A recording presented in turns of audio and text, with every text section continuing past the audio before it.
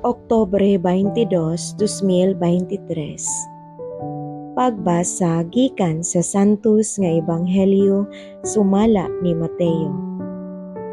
Ang mga Pariseo nanlakaw og naglaraw sa pagbitik kang Hesus pinaagig mga pangutana.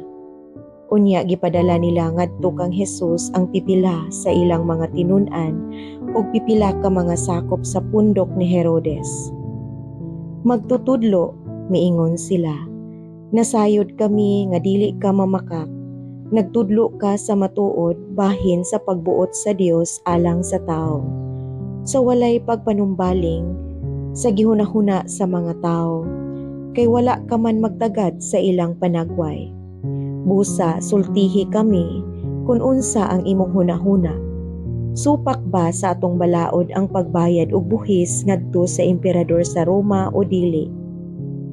Apan nasayod sa Hesus sa ilang daotang laraw, busa miingon siya, mga tigpakaaron ingnon, nganong inyo man gayud akong bikton.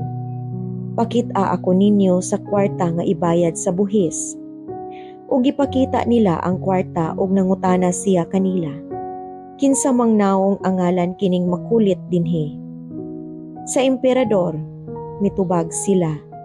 Busa si Hesus miingon kanila, kung mao ka na ihatag ngadto sa emperador ang iya sa emperador ug ngadto sa Dios ang iya sa Dios.